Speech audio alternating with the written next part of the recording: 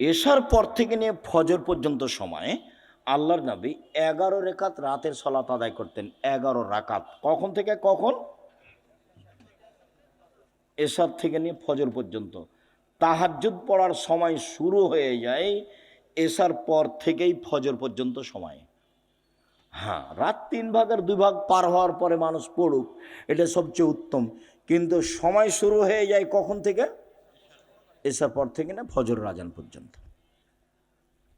আল্লাহর নবী 2 রাকাতের পরে সালাম ফিরতেন, 2 রাকাত পড়ে সালাম ফিরতেন, 2 রাকাত পড়ে সালাম ফিরতেন।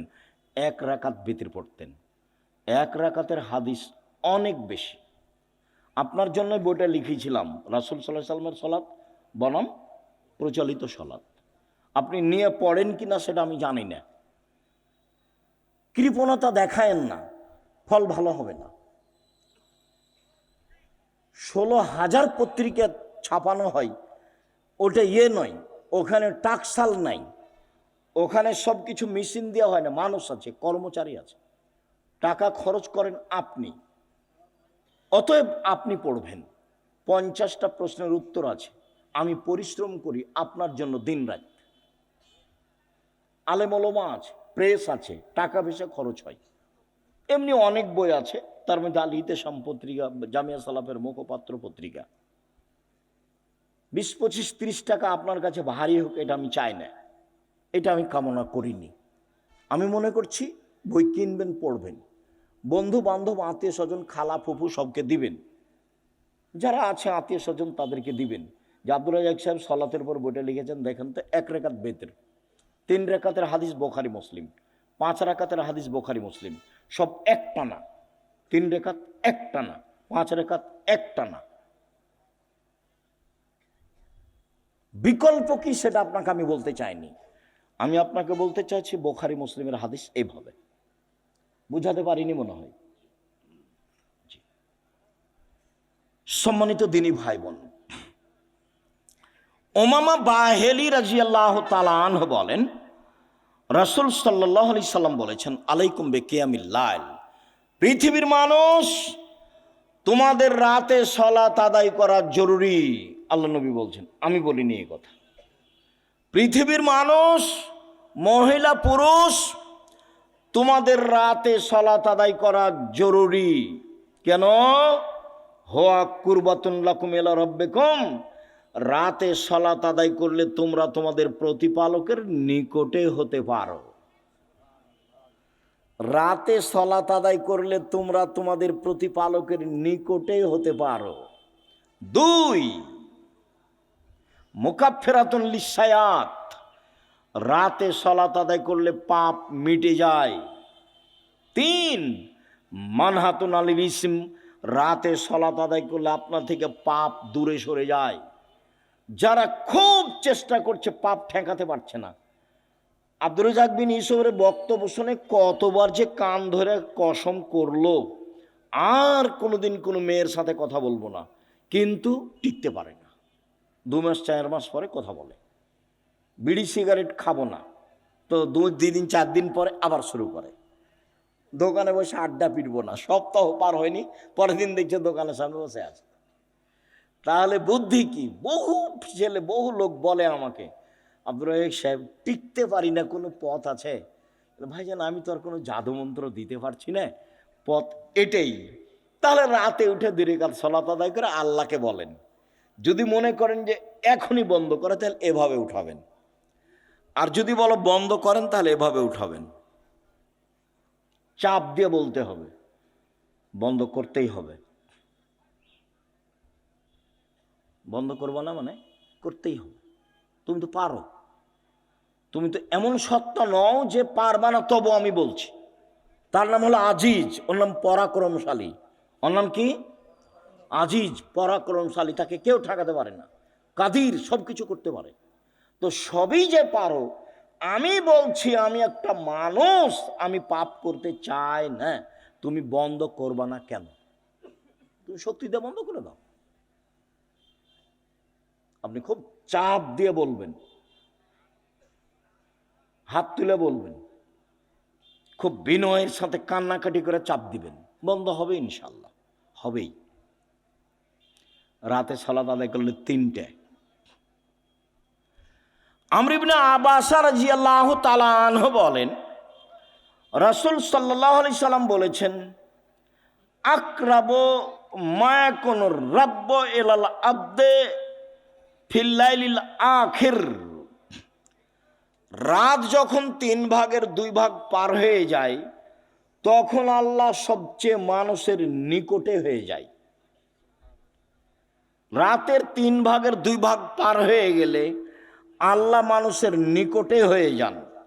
এই শোনো আমর ইবনে আবাসা, তুমি যদি হতে চাও এই সময়ে যারা আল্লাহকে ডাকে তাদের অন্তর্ভুক্ত হও, হও না হও, তুমি চেষ্টা করো, তুমিও হয়ে যাও, পারলে হও। এই কথা রাসূল সাল্লাল্লাহু আলাইহি ওয়াসাল্লাম বলেন। আবু হুরায়রা রাদিয়াল্লাহু তাআলা আনহু বলেন, রাসূল সাল্লাল্লাহু আলাইহি সাল্লাম বলেছেন, এনজিলু রাব্বুনা তাআলা ইলা সামাই দুনিয়া হিনা ইয়াবকা সুলুসুল লাইলুল আখিরা, রাতের 3 ভাগের যখন 2 ভাগ পার হয়ে যায় তখন আল্লাহ সপ্তম আকাশ থেকে প্রথম আকাশে নেমে আসেন। এই কথাটার খুব মূল্যায়ন করতে হবে। এই চালাই, আপসে কথা বলছো কেন? শরম বোধ হয় না? হাঁটাহাঁটি করো কেন? একটু লজ্জাবোধ হয় না কেন? শরম বোধ হয় না কেন? আমি তো কথা শেষ করবই ইনশাআল্লাহ। তো আপনার এত ব্যস্ততা বাড়লো কেন? আপনি একটু ধৈর্যের পরিচয় দিবেন।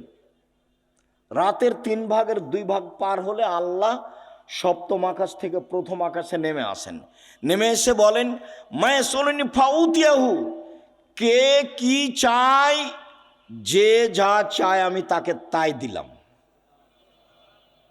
মায়াদুনি ফাস্তা জিবালাহু, কে আমাকে ডাকে বিপদে পড়ে আমি তার ডাকে সাড়া দিলাম। কি বলতে চাও? এলে বিপদে পড়েছি, ঠিক আছে, ঠিক করে দিলাম। কে ডাকে? 3 মাইয়াস্তাগফিরনি ফাগফিরাল্লাহু, কে আমার কাছে ক্ষমা ভিক্ষা চায়, যে চাই তাকে আমি ক্ষমা করে দেব, যে চাই তাকে আমি ক্ষমা করে দেব। অন্য জায়গাতে বলছেন আল্লাহ তাআলা হাদিসে কুদসি, ইবনা আদম মা দাওয়াতানি রাজাওতানি, আদমের ছেলে মেয়ে শোনো, তুমি যেভাবে ডাকো আমি সেভাবে থাকি, তুমি যেভাবে আশা পোষণ করো সেভাবে আমি পূর্ণ করে থাকি। আদমের ছেলে মেয়ে শোনো, তুমি যেভাবে ডাকো আমি সেভাবে থাকি, তুমি যেভাবে আশা পোষণ করো সেভাবে আমি পূর্ণ করে থাকি। ওলা উবালি, আমি পরোয়া করি না তুমি কত বড় পাপী, তোমার ক্ষমা চাইলে আমি ক্ষমা করে দিই, আমি পরোয়া করি না তুমি কত বড় পাপী, তুমি যেভাবে ডাকো আমি সেভাবে থাকি, তুমি যেভাবে আশা পোষণ করো সেভাবে আমি পূর্ণ করে থাকি। লা বালাগাত জনবকানানা সেমায়, আদমের ছেলে মেয়ে শোনো, তোমার পাপ যদি বেশি হতে হতে হতে আকাশে লেগে যায়, পাপ আর পাপ, আকাশ জমিন পরিপূর্ণ পাপ, জীবনটা শুধু পাপে ভরা। 15-16 বছর থেকে পাপ শুরু হয়েছে, এখন 40 বছর বয়স, শুধু পাপ, জেনা দিয়ে ভরা জীবন, অশ্লীলতা দিয়ে ভরা জীবন, মানুষের বিরুদ্ধে চলা দিয়ে, বদনাম গীবত দিয়ে ভরা জীবন। তোমার পাপ বেশি হতে হতে যদি আকাশ পরিপূর্ণ হয়ে যায়, আমাকে বলো, আমি তোমার পাপ ক্ষমা করে দেব। যেভাবে তুমি ডাকো আমি সেভাবে থাকি, তুমি যেভাবে আশা পোষণ করো সেভাবে আমি পূর্ণ করে থাকি, তুমি যেভাবে ডাকো আমি সেভাবে থাকি, তুমি যেভাবে আশা পোষণ করো সেভাবে আমি পূর্ণ করে থাকি। বিচারের মাঠে সব মানুষের সামনে আল্লাহ আসবেন, সব মানুষের সামনে, পুরুষ নারী সব মানুষের সামনে এসে আল্লাহ বলবেন, আদমের ছেলে মেয়ে শোনো, আজ তুমি যে পরিমাণ পাপ নিয়ে এসেছো আমি সেই পরিমাণ ক্ষমা নিয়ে এসেছি। তোমার যে পরিমাণ পাপ আমার সেই পরিমাণ ক্ষমা, তোমার যে পরিমাণ পাপ আমার সেই পরিমাণ ক্ষমা, তোমার যে পরিমাণ পাপ আমার সেই পরিমাণ ক্ষমা, যদি শিরক না হয়ে থাকে। তো বাংলাদেশের ছেলে মেয়ে তো আল্লাহর রাস্তায় শিরক করছে, স্কুলে গিয়ে তো সুন্দর করে বলছে ওমা তোমার আকাশ, ওমা তোমার বাতাস। আমি বলি না, আমার ছেলে মেয়েকে বলতে দিনি। এখনো এমন কোনো পরিস্থিতি আমার উপরে আসেনি যে আমি বলতে বাধ্য। মায়ের দুধ ছেড়ে গিয়ে বলবে ও কালিমা তোমার আকাশ, এত বড় নোংরা কথা আমার ছেলে মেয়ে বলবে, এখনো এই পরিবেশ আমার কাছে আসেনি। যার কাছে বিদ্যা নাই, যার কাছে বুদ্ধি নাই, তার ছেলে মেয়ে করুক। আপনি কেমন বুদ্ধিমান মানুষ তা আমার কাছে ধরা পড়েনি। আপনার কাছে কি বিদ্যা আছে এটা আমার কাছে ধরা পড়েনি। সবচেয়ে বদের গোড়া হলো আপনার ওই ঠাকুর। ঠাকুর হলো ঢাকা বিশ্ববিদ্যালয়ের শত্রু, ঠাকুর মুসলমানের শত্রু। যেদিন ভারত, বাংলাদেশ, পাকিস্তানের মুসলমান ইংরেজদের হাতে নির্যাতিত, সেদিন ঠাকুর ক্ষমতা দেখাই, মান সম্মানে বসবাস করে লন্ডনে। সেই ঠাকুরের গান আমার ছেলে মেয়ে পড়ে, পাগল হয়ে গেছি।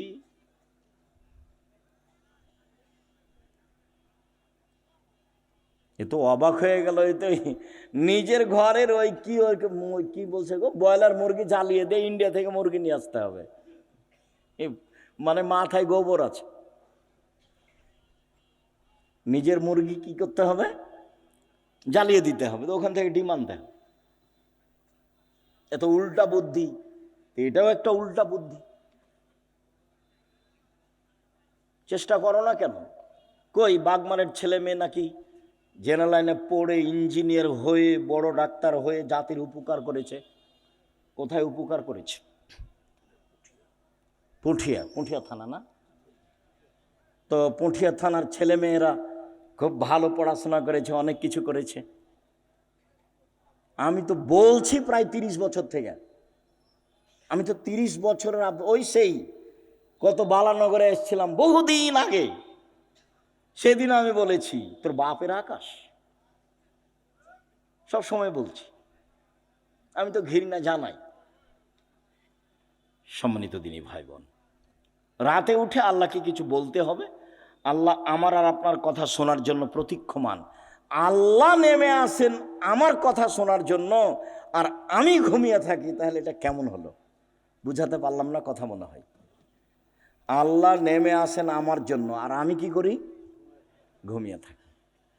একটা কথা মধ্যে মনে রাখেন, আমি ঘুমিয়ে থাকি এর অর্থ এই নয় যে সবাই ঘুমিয়ে থাকে। সবাই ঘুমিয়ে থাকে না। কেউ না কেউ আল্লাহকে বলে যে ঠিক আছে তাহলে আমাকে এটা করে দাও, ঠিক আছে তাহলে এটা আমাকে করে দাও, এভাবে বলে। আমর ইবনে আস রাদিয়াল্লাহু তাআলা আনহু বলেন, রাসূল সাল্লাল্লাহু আলাইহি সাল্লাম বলেছেন, মান কামা বিআসরি আয়া লাম ইগফাল মিনাল গাফিলিন।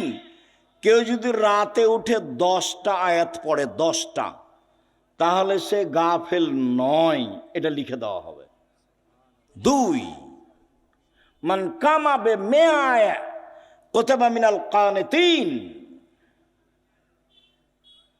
কেউ যদি 100 আয়াত পড়ে রাতে উঠে সলাতে, 100 আয়াত, তাহলেও পরহেজগার মানুষের অন্তর্ভুক্ত লিখে দেওয়া হবে।